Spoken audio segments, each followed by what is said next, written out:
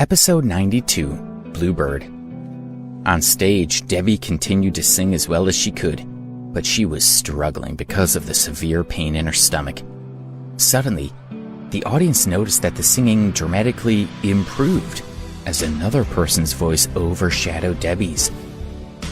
If I can get through, I know I can find, trying to get away from the blue sky. Fly to the blue sky, fly toward the blue sky. The voice was loud, melodious, and full of passion.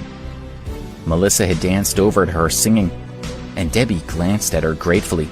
She was enduring a great deal of pain and was happy to step back and let her take over. Debbie was sure that she was only trying to help her. Melissa had a good singing voice, but it sounded even better in contrast to Debbie's, which had become so weak.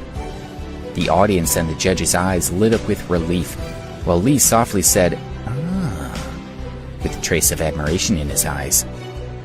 When they had finished the song, the 5 girls gave a bow on stage. Finally, the 5 long minutes were over.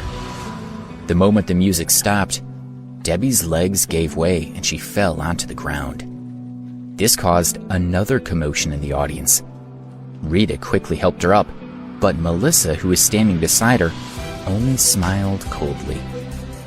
Watching Debbie's weak appearance from backstage, Janice covered her mouth and started crying. If she had known earlier how sick she was, she would never have let her perform, even if that meant forfeiting the competition. She could only hope that she would be okay. The judges were very concerned about Debbie and told her to go backstage and rest. One of them said to Janice, "Is your singer ill?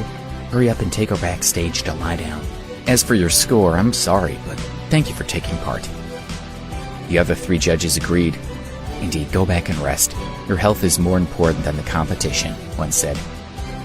Rita was very disappointed. If Debbie had been well, she was sure that they would have done well in the contest. However, now was not the time to worry about the results. She only wanted to make sure that Debbie received treatment as quickly as possible. The 5 girls bowed and were about to step down from the stage when Janice rushed up to support Debbie. Then Lee spoke up so loudly that everyone stopped what they were doing and turned to stare at him. "Hold on a minute." Lee was very angry. He didn't care how sick Debbie was. He felt that singing Bluebird so badly was an insult. What made him even angrier was that, with so many children around, he couldn't even curse loudly. He muttered to himself, "How dare this group ruin Bluebird for me?" "So, how do you think you did? I'm guessing you already know," Lee said as his gaze shifted between Debbie and the others and finally landed on Melissa. He pointed at her and said, "This girl sang quite well. At least her voice was quite pleasing to the ear. Because of her, I'll let you pass to the next round." Because Lee was a sponsor, his words meant everything. Melissa gasped in surprise. She immediately grinned and thanked Lee. "Thank you so much, Mr. Dempsey. I promise that I'll continue to work hard." "That's enough. You're getting in the way now. Get down from the stage." Lee waved his hand and the girls walked off the stage. Janice stopped Debbie. She said, "Debbie, wait a minute," and quickly dialed 911, telling them that an ambulance was needed urgently to take someone to the hospital. Janice held the weakened Debbie in her arms and comforted her softly. "Don't be afraid, the ambulance will be here soon," she said. Rita also stood beside her, holding her hand and looking at her with concern. "Rita, I'm in so much pain," Debbie told her friend. Her clothes were soaked with blood now. Her eyes were closed tightly and her hands were clenched. She thought she might pass out. Katie was angry with Debbie and huffed at her. "You have a nerve complaining about being in pain. Because of you, we were almost eliminated." Olivia agreed. "That's right," she said. "You said that you didn't have a stomachache yesterday, and you said the same last night. Then at such a crucial moment, you decide that you do have a stomachache after all. I think you did it on purpose." She crossed her arms and looked at Debbie coldly. Hearing her friends criticizing Debbie, Melissa giggled to herself. At that moment, Rita, who usually managed to stay calm, felt that she had to stick up for Debbie. She asked Katie, "You think she wanted this to happen?" Katie replied, "Did we say something wrong? If it wasn't for Melissa saving us in the end, we would have been eliminated. She almost ruined it for all of us. Can you blame us for being mad with her?" Janice interrupted the argument with a frown. She said, "All right, Katie, Melissa, like I said before, you all have to stick together and look after each other. If one of you succeeds, you all do. Have you forgotten what I said? Miss Campbell, please don't be angry. We're just a bit upset.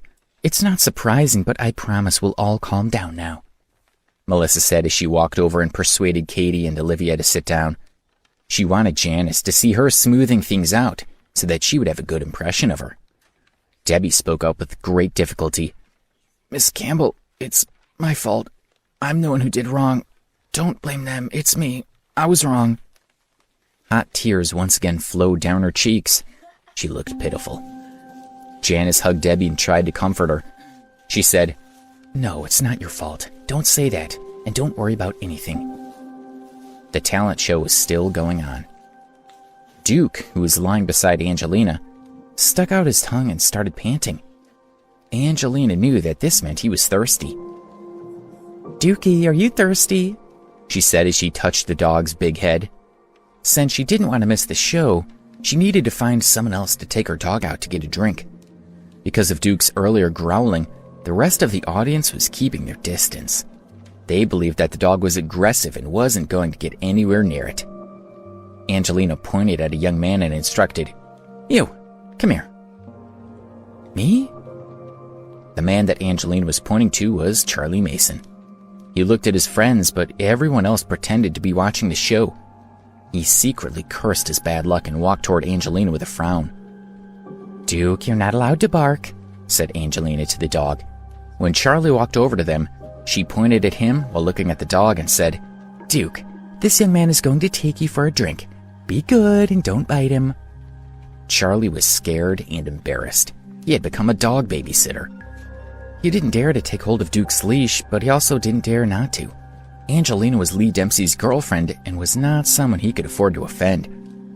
In the end, he decided to lead Duke out of the auditorium and to the artificial lake to let him drink water.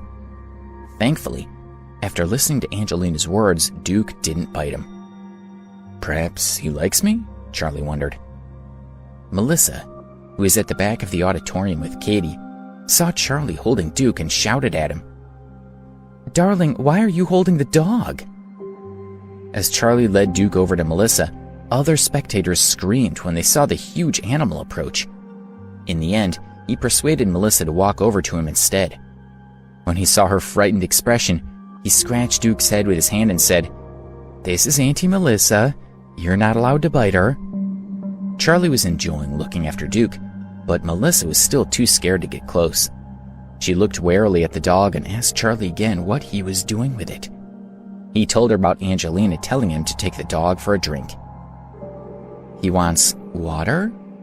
Hearing this, Melissa raised her eyebrows and looked at Charlie with a sinister smile. "You wait here." She walked to Debbie's side and picked up the bottle of water that was beside her. "Debbie, I need water for the dog. Can I use your bottle?" Debbie glanced at Melissa weakly and nodded. The corner of Melissa's mouth raised into a smile. With the water bottle in her hand, she walked back to Charlie. "Give him this." Melissa threw the water to Charlie. "This was given to Debbie to drink just now." "Darling, this dog is Angelina's. Aren't you playing with fire?" Charlie had just seen how much pain Debbie was in and was suspicious.